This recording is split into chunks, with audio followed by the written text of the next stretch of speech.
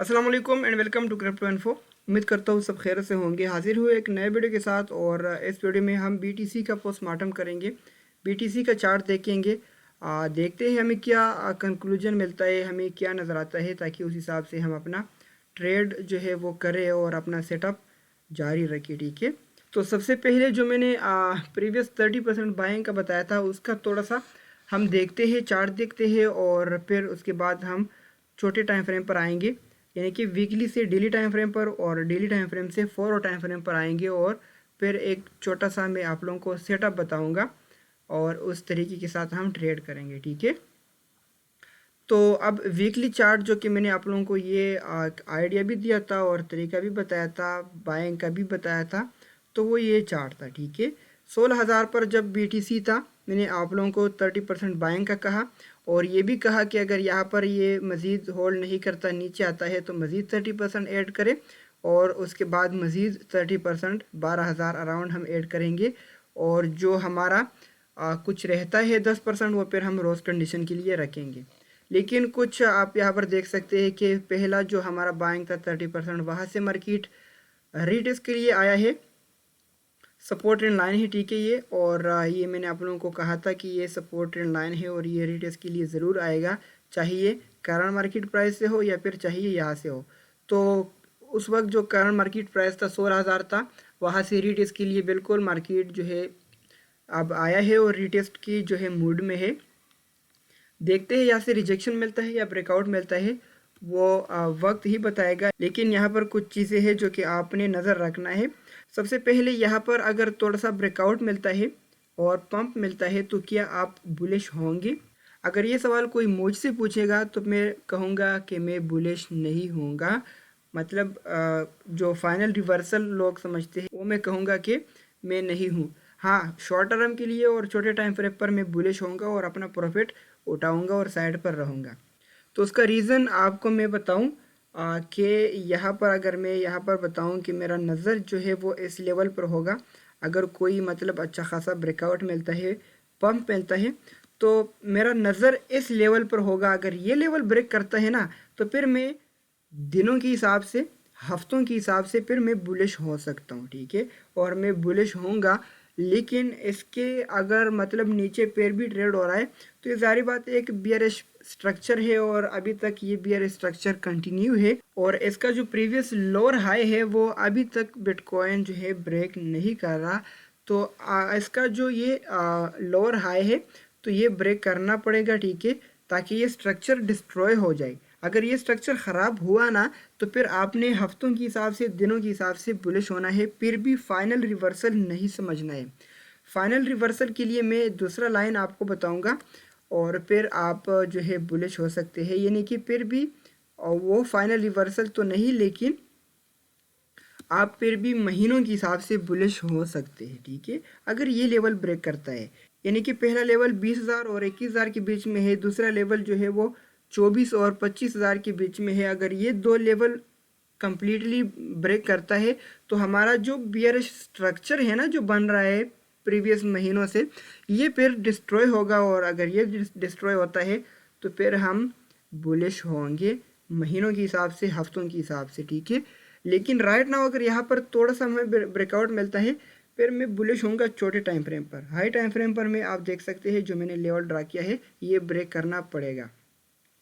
ये इसलिए मैं बता रहा हूँ कि जो बिगिनर है वो यहाँ पर ब्रेकआउट देकर कोई मतलब 20% पंप देकर, फॉर एग्जांपल अगर यहाँ से मैं मेजर करूँ यहाँ तक, ये 25, 26, 27% पंप होगा और अगर यहाँ तक आता है तो ये 50% पंप होगा। तो आप खुद सोचिए, अगर बीटीसी में 50% पंप आता है तो लोग क्रेजी होंगे और लोग अपना मतलब सब कुछ बेचकर बीटीसी में एंटर करेंगे, क्योंकि ये वो ये समझेंगे कि बीटीसी तो बस ये वापस जा रहा है और ये तो अब 1 लाख मतलब इसी तरह इससे अबव जाएगा। तो फिर यहाँ से बीटीसी एक अच्छा खासा रिजेक्शन और फिर से आप लोगों को फंसा के रख सकता है। तो सबसे पहला जो हमारा लेवल है वो 30-28% के पंप में है। ठीक है, अगर 30% पंप मिलता है तो ठीक है, मैं तो अपना प्रॉफिट बुक करूँगा और मैं अपना स्टेबल कॉइन होल्ड करके अपने जो है पोर्टफोलियो का ख्याल रखूँगा। लेकिन जो बिगेनर होता है और जो चार्ट रीड नहीं करता, जो यहाँ पर नज़र नहीं रखता, वो बंदे यहाँ पर धड़ा आएंगे और अपना इन्वेस्टमेंट ज़ाया करने के लिए यहाँ पर इन्वेस्ट करेंगे और फिर मार्केट वही रोज़ कंडीशन में। ज़ाहिर बात है यहाँ पर कोई मतलब प्रीवियस लोअर हाई ब्रेक नहीं कर रहा, तो आप कैसे फिर इन्वेस्टमेंट करेंगे और फाइनल रिवर्सल समझेंगे। तो ये बात अभी से जहन में रख के, कोई 30% 20% पंप हमें मिलता है, आपने ज़्यादा फ्री नहीं होना है। आपने फिर भी ये मार्केट पर ट्रस्ट नहीं करना है कि ज़्यादा पोर्टफोलियो एंटर करूँगा। वो ये तो बुलिश सिनेरियो के लिए कुछ लेवल है जो कि मैंने आप लोगों को बताया। राइट नाउ अगर यहाँ से रिजेक्शन मिलता है तो 16,000 तक आके यहाँ से फिर से ट्राई कर सकता है। 16,300 16,500 ये एरिया यहाँ से ट्राई कर सकता है इस लेवल पर। और फिर अगर कामयाबी से ये ब्रेकआउट होता है तो कुछ मतलब 10% 15% हमें पंप मिल सकता है 18,000 19,000 लेवल तक। और वहाँ से फिर हम देखेंगे रिजेक्शन मिलता है या फिर ब्रेकआउट वहाँ पर भी हमें मिलेगा। तो वो बात की बात है। राइट नाउ आपने क्या करना है, इस लेवल पर नज़र रखना है, ठीक है। यहाँ पर ब्रेकआउट होता है छोटे टाइम फ्रेम पर, आप प्रॉफिट बुक करके साइड पर हो जाए, सिंपल सी बात है। रिजेक्शन होता है, आपको मज़ीद पोर्टफोलियो ऐड करने का मैं यही पर कहूँगा कि 13,500 अराउंड मज़ीद पोर्टफोलियो ऐड करो, जो मैंने 30% बताया था। इससे अबव अगर आप करेंगे तो फिर शायद प्रॉफिट कम हो, फिर भी आप ज़्यादा मतलब वो नहीं होंगे, लेकिन शायद आपका प्रॉफिट कम हो अगर आपने एग्जिट सपोर्ट पर बाइंग नहीं की तो। ये वीकली चार्ट टाइम फ्रेम था। और इसके बाद जो हमने देखना था, प्रीवियस एक चार्ट मैंने आप लोगों के साथ शेयर किया था, ये वाला डेली टाइम फ्रेम पर एक मतलब एक्यूमुलेशन था, फिर मैनिपुलेशन और एक्सपेंशन पेंडिंग। तो अब ये मेरे हिसाब से नहीं चल रहा।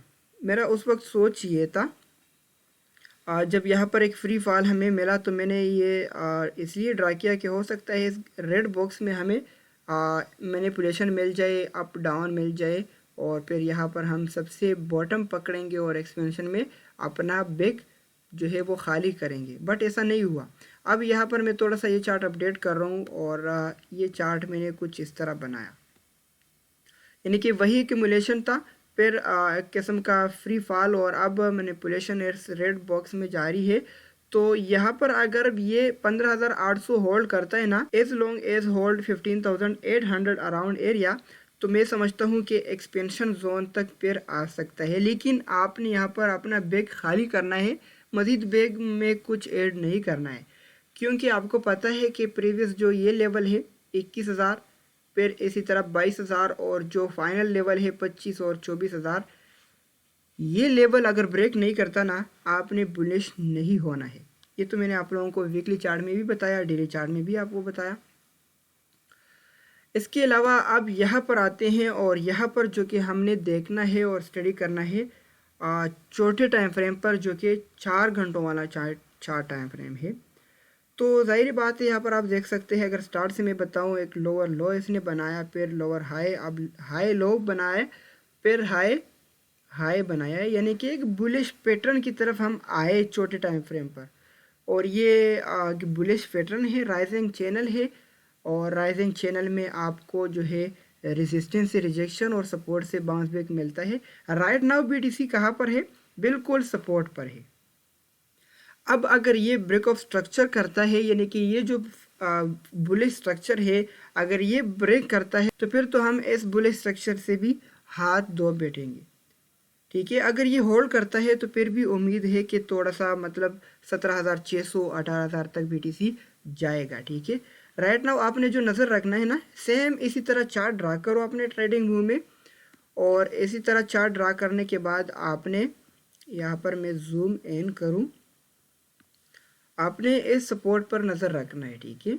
और अगर ये सपोर्ट कोई मतलब बियर ट्रिप के लिए या फिर विक की शक्ल में ब्रेक करता है, तो आपने फिर हॉरिजेंटल सपोर्ट में जो है वो नज़र रखना है। हॉरिजेंटल सपोर्ट यहाँ पर मैं ड्रा करूँगा, ये मैं एक्सपेंड करूँगा, तो इसको जो है मैंने एक्सपेंड किया, तो आप देख सकते हैं हॉरिजेंटल सपोर्ट ये बॉक्स है।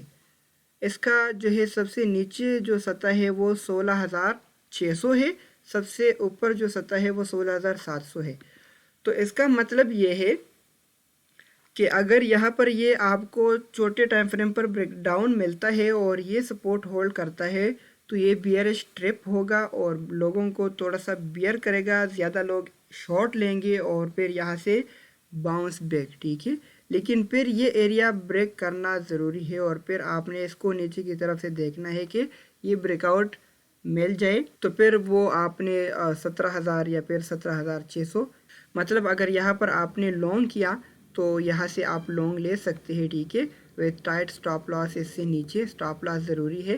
तो मैं आपको यही रिकमेंड करूँगा कि छोटे टाइम फ्रेम पर 16,600, 16,300, 16,500 ये एरिया जो है लॉन्ग का है।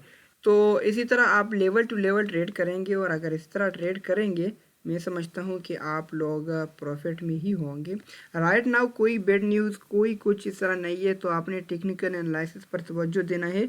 ये जो ग्रीन बॉक्स है ये एक अच्छा हॉरिजॉन्टल सपोर्ट है, ये जो रेड लाइन है ये एक अच्छा सपोर्ट ट्रेंड लाइन है। तो ये होल्ड करता है, अभी तक इसने होल्ड किया है, ठीक है। और आपने मैंने आपको ग्रुप में भी बताया था कि विक पर आप तवज्जो ना दें।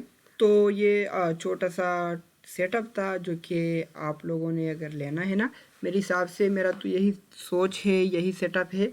मैं ट्राई करूँगा एक लॉन्ग का। तो इसी तरह ये टेक्निकल एनालिसिस था और इसके अलावा जो कि फंडामेंटली और इवेंटली हम देखेंगे तो कल यानी कि फ्राइडे को पीपीआई डाटा होगा, फिर ट्यूसडे को सीपीआई डाटा होगा और वेडनेसडे को एफओएमसी है। तो मतलब नेक्स्ट वीक तक हम बिल्कुल बिजी होंगे और इसी तरह मार्केट में ज़्यादा वॉलीटिलिटी को बेहतरीन वीक अप डाउन मिलता रहेगा। तो मैं आपको इवेंट में अगर आप बिगिनर है ना तो ट्रेडिंग से परहेज़ करें, मैं आपको यही रिकमेंड करूँगा। इसी तरह फिर मिलते हैं नेक्स्ट वीडियो में, तब तक के लिए खुदा हाफिज़।